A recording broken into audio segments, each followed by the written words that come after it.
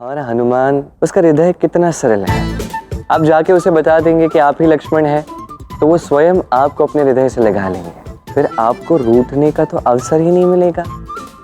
सोचिए, हनुमान आपको मनाएगा तो कितना आनंद आएगा। तुम उचित कह रहे हो कान्हा, अब तुम देखो मैं क्या करता हूँ। प्रतीत होता है देवी राधा, आप अभी तक मुझसे रुष्ट हैं। नहीं हनुमान जी, मैं आपसे तनिक भी दुखी नहीं हूँ, किंतु आपकी बातों ने तो मुझे सोचने पर विवश कर दिया है। देखा, मैंने कहा था ना, आपको मेरी बातों ने ही आहत कर दिया है। परंतु सत्य कहता हूँ देवी राधा, मैं आपको कतई आहत नहीं करना चाहता था। देखिए, ये बात मैं भली भांति जानता हूँ कि आपको मेरी सहायता की कोई आवश्यकता नहीं है। इसके उपरांत भी यदि आप मुझे अपनी सहायता का एक अवसर प्रदान करेंगे तो मुझे हार्दिक प्रसन्नता होगी और मैं आपको परख भी लूंगा। मुझे परखेंगे? किंतु क्यों? क्यों? क्योंकि मैं आप जैसी तेजस्वी और दिव्य स्त्री को रसोई की व्यवस्था करते हुए देखना चाहता हूँ। जानती हैं क्यों? आप मुझे स्वयं मेरी माता का स्मरण कराती हैं, इसीलिए तो मैं आपको एकदम निकट से रसोई की व्यवस्था करते हुए देखना चाहता हूँ। किंतु आप तो यहाँ अतिथि है ना, और अतिथि की सहायता लेना द्वारका की परंपरा नहीं है। राधा बिल्कुल उचित कह रही है हनुमान जी।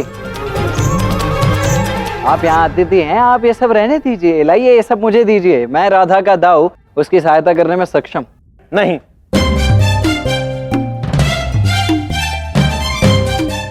उचित है। जैसी देवी राधा की इच्छा, ले लीजिए। परंतु स्मरण रहे भ्राता बलराम, ये बर्तन भरे हुए हैं, अत्यंत भारी हैं, उठा पाएंगे इन्हें? आप निश्चिंत रहिए हनुमान जी, मेरे बल के विषय में आपका ज्ञान तनिक अधूरा ही है। मेरा तात्पर्य है कि आप और मैं तो बल में समान ही है ना। हाँ हनुमान जी, दाऊ अत्यंत शक्तिशाली है, वो तो इसे सरलता से उठा लेंगे। दीजिए हनुमान जी, दीजिए। आप यहाँ अतिथि हैं तो आप तो हमारी आओ भगत का, हमारी सेवा का, हमारे आतिथ्य का आनंद उठाइए बस। अब तो आप सर्वश्रेष्ठ भक्त भी सिद्ध हो चुके हैं, तब तो आप स्वयं भी यहाँ से प्रस्थान करने की तैयारी में ही होंगे। बस मुझे बता दीजिएगा क्या है, मैं आपके यहाँ से प्रस्थान करने की भली भांति व्यवस्था कर दूंगा ना। इसीलिए और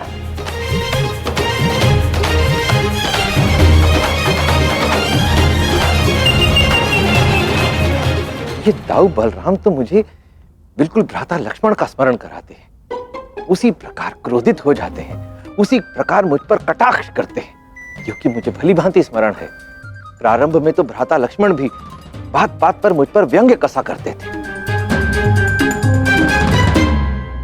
दाऊ, आपको हनुमान जी को ऐसा नहीं कहना चाहिए था ना। अच्छा, और वो मुझे बंदी बनाकर रख ले वो ठीक है, तो आप क्या प्रतिकार लेंगे उनसे? कितना बुरा लगा होगा उन्हें। वैसे सत्य कहूँ तो हनुमान जी के साथ कुछ तो है जो ठीक नहीं है।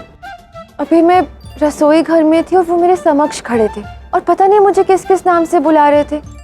कभी माता सीता बोल रहे थे, कभी माता विदेही बोलते हैं। क्या है ये सब? तुम हनुमान की बातों पर ध्यान मत दो राधा, वो वानर है, कुछ भी कह सकता है। हमें इस समय मात्र अपने कार्य पर ध्यान देना चाहिए। पर हनुमान जी को हो क्या गया है? मैं तो राधा हूँ ना, ये सब नाम थोड़ी ना है मेरे। आओ चलो चलते हैं।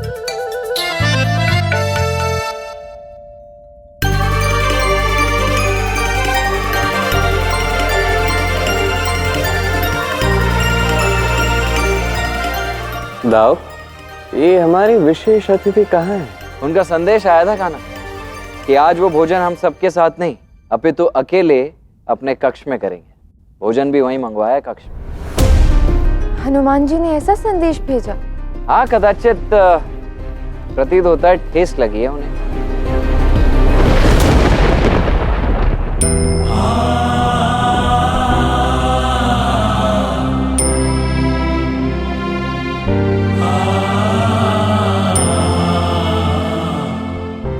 प्रभु आप?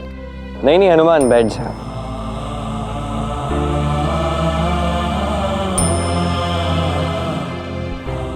ये तो उचित नहीं है हनुमान, भोजन पे इतना क्रोध।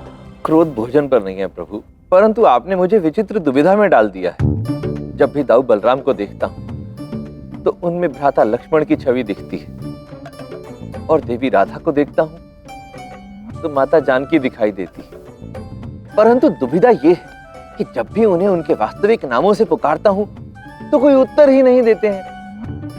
कोई तो मार्ग होगा जिससे उन्हें उनकी वास्तविकता से अवगत कराया जा सके।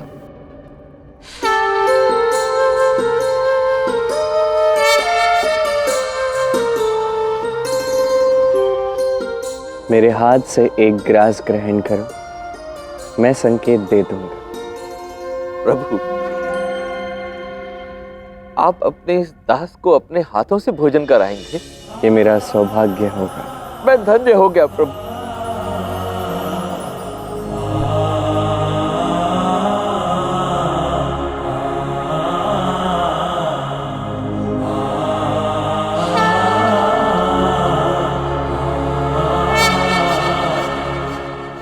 बस प्रभु, पेट भर गए। पूरी द्वारका के लड्डू समाप्त करने वाला ये हनुमान एक ग्रास से इसकी भूख मिट गई। भूख नहीं मिटी प्रभु, तृप्त हो गई। मैं सदा के लिए तृप्त हो गया प्रभु। अब संकेत दीजिए प्रभु, कोई मार्ग सुझाइए। माता सीता और भ्राता लक्ष्मण से मिले बिना रहा नहीं जा रहा। ठीक है, जब सीता लंका में थी और तुम उससे मिलने गए थे तो सीता ने कैसे पहचाना कि मैंने तुम्हें भेजा है? स्मरण करो, कुछ ऐसा ही इस बार करके देखो।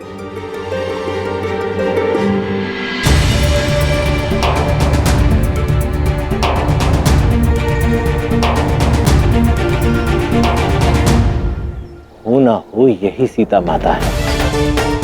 संपूर्ण लंका में इनसे अधिक तेजस्वी और कोई भी नहीं। उसके पश्चात भी यहाँ इस वाटिका में एकांत में एक योगिनी की भांति बैठी हुई है। आप कब आएंगे श्री राम? मुझे विश्वास है कि आप मुझे लेने अवश्य आएंगे, किंतु कोई संदेश नहीं है। आपकी स्मृति के अतिरिक्त कोई संभल नहीं है, और वो दुष्ट रावण मुझसे विवाह करने के लिए विवश कर रहा है। चाहे कुछ भी हो जाए, मैं अपने प्राण त्याग दूंगी, किंतु ऐसा नहीं होने दूंगी। नहीं, ऐसा करने की आवश्यकता भी नहीं पड़ेगी माता। मैं क्या करूं? माता को जाके आश्वासन देना होगा। उन्हें बताना होगा कि प्रभु श्री राम आ चुके हैं और उन्हें लेने के लिए शीघ्र ही यहाँ आने वाले हैं।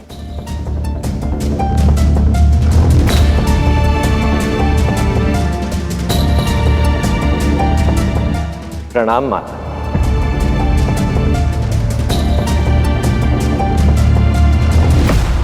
कौन है आप?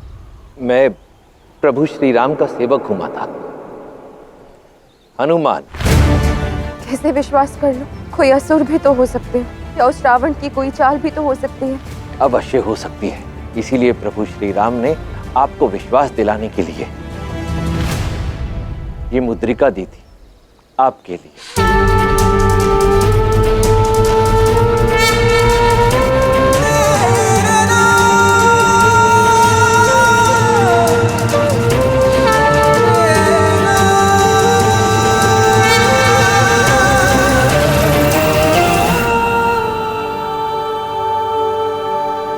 तो उन्हीं की है। हाँ माता, ये मुद्रिका भी उन्हीं की है और मैं सेवक भी उन्हीं का, और आपके लिए उनका संदेश लाया हूं।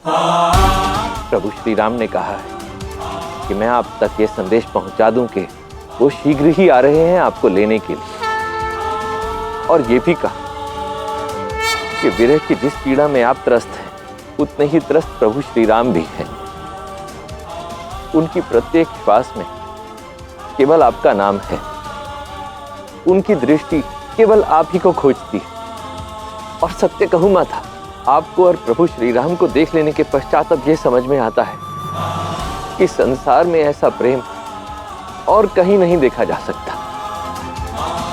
धन्यवाद हनुमान, इनका ये संदेश पाकर मेरा साहस और भी बढ़ गया है। अब तुम लौट जाओ। लौट जाऊं? माता, मुझे एक विचार आया है। आप यहाँ रहकर क्यों कष्ट भोगना चाहती? आप अपने इस पुत्र के कंधों पर बैठिए, मैं आपको अभी इसी क्षण वायु मार्ग से प्रभु श्री राम के पास ले जाऊंगा। अवश्य ले जा सकते हो, किंतु इससे उस दुष्ट रावण को पर स्त्री हरण का दंड नहीं मिलेगा, संसार को उदाहरण नहीं मिलेगा, और मेरे और श्री राम के अनन्य प्रेम को प्रतिष्ठा नहीं मिलेगी जो रावण का अंत करके प्राप्त होगी। अब मैं श्री राम के साथ ही यहाँ से जाऊंगी हनुमान, संसार को स्त्री का सम्मान सिखाकर। अद्भुत माता, आप धन्य हैं। संसार को यह संदेश मिल सके उसके लिए आप स्वयं इतने कष्ट उठाने के लिए तत्पर हैं। आप धन्य हैं माता।